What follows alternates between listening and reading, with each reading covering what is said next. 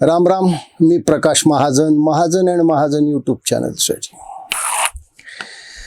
राष्ट्रवादी अजितदादा गट यामध्ये अंतर्गत एवढ्या लाताळ्या आहेत, एवढ्या कुरघोड्या आहेत, एकमेकाला शह एवढा चालू आहे की याचा स्फोट कधीही होऊ शकतो. आता हे जगाला माहीत असण्याचं कारण की घरात असलेलं भांडण हे पंचायतमध्ये आलेलं आहे आणि ती पंचायत आहे माननीय पवार साहेबांची. म्हणजे राष्ट्रवादी अजितदादा गटाचे दोन प्रमुख नेते सुनील तटकरे आणि प्रफुल्ल पटेल माननीय पवार साहेबांना म्हणजे मोठ्या पवार साहेबांना जाऊन भेटले. खरं म्हणजे अफवा पसरणं, वदंता पसरवणं हा तर पवारांचा हातखंडा आहे आणि त्यांना ही आयतीच संधी चालून आली. खरं म्हणजे प्रफुल्ल पटेल आणि सुनील तटकरे हे एवढे अजितदादा गटाचे वरिष्ठ नेते आहेत, त्यांनी खरं म्हणजे आपल्या घरचं धुणं दुसऱ्याच्या घाटावर जाऊन धुण्याचं काही कारण नव्हतं, पण त्यांनी ते जाऊन धुतलं.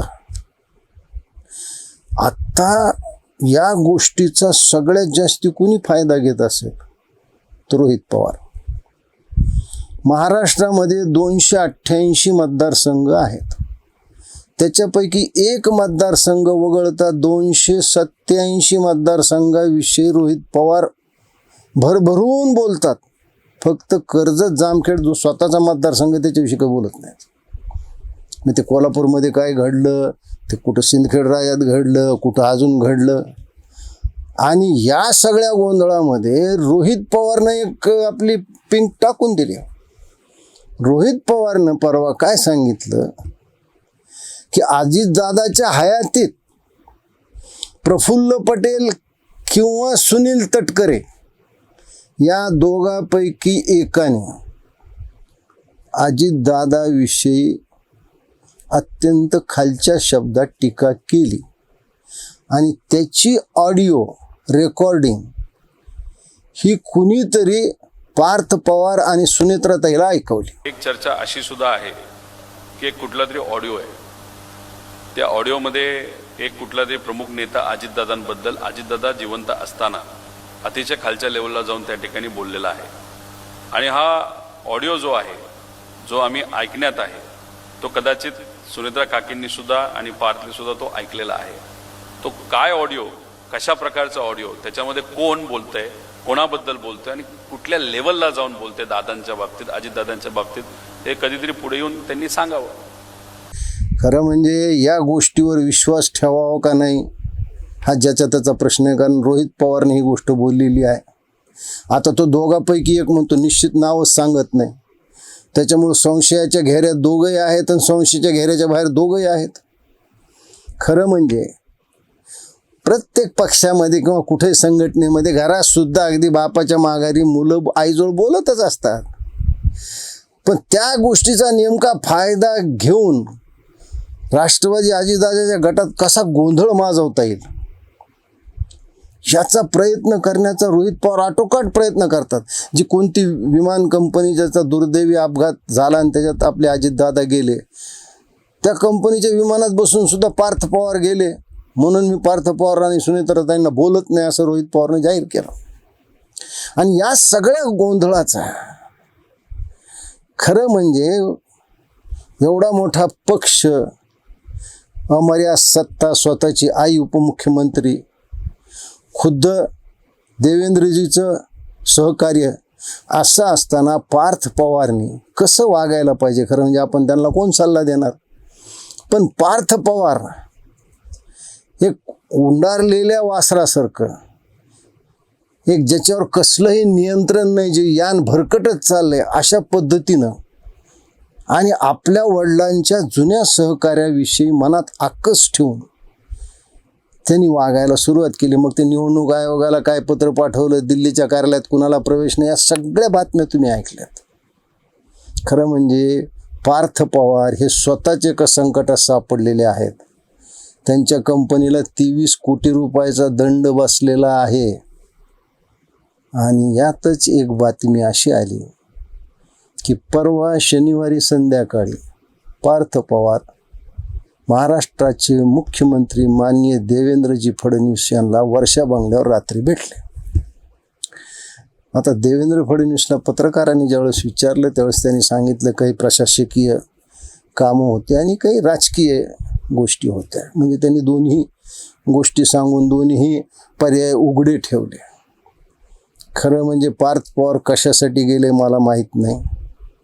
एक तर असं असू शकतं की 23 कोटी रुपये जो दंड आकारला आहे स्टॅम्प ड्युटीचा तो माफ करा म्हणूनही गेले असतील.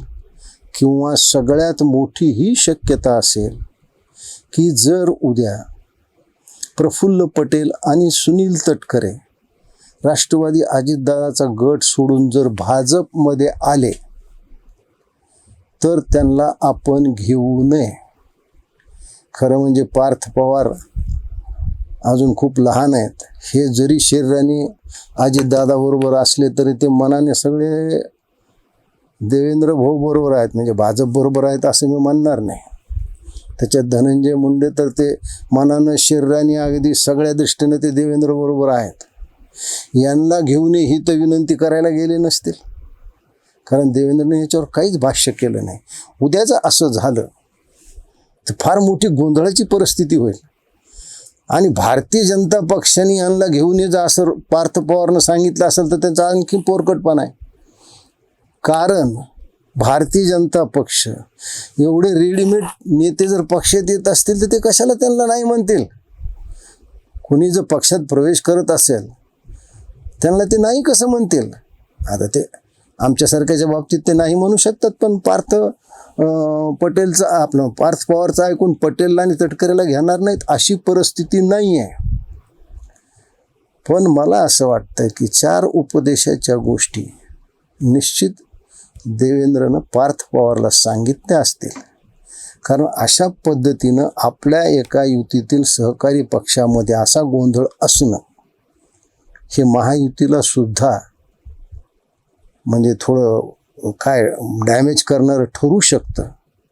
म्हणून देवेंद्र भाऊनं काही पार्थला उपदेश केला असेल, पण पार्थचा वारू एवढा उधळलेला आहे की पार्थ ते ऐकण्याच्या मनस्थितीत आहे का नाही माहिती नाही. उद्या साधारण पावसाळी अधिवेशनाच्या अगोदर मंत्रिमंडळाची पुनर्रचना झाली आणि याच्यातून काही जर गडबड झाली तर आपण हे निश्चित समजायला हरकत नाही की प्रफुल्ल पटेल आणि सुनील तटकरेचं स्थान हे धोक्यात आहे किंवा धोक्यातच होतं. याच्याहून एवढं सिद्ध होतं की राष्ट्रवादी अजितदादाच्या पक्षामध्ये सगळं काही सुरळीत नाही. मुख्य आधार गेल्यावर घरातले वडील निघून गेले, वडिलांनी भरपूर माया कमवून ठेवली असेल, मी चांगल्या अर्थानं म्हणतो. कारण अजितदादाचा वक्तशीरपणा, अजितदादाचं प्रत्येक गोष्टीत बारकाईचं लक्ष, कष्ट, सतत कष्ट करणे आणि जातीपाती विरहित राजकारण करून जी अजितदादांनी आपली प्रतिमा उभा केली होती त्या प्रतिमेचा फायदा घेऊन आपलं राजकीय पुनर्वसन चांगल्या पद्धतीनं करायचं सोडून जर पार्थ पवार आणि जय पवार सुडाचं राजकारण करत असतील तर अजितदादाच्या राष्ट्रवादीला प्रत्यक्ष विश्वकर्ता ब्रह्मदेव सुद्धा वाचू शकणार नाही.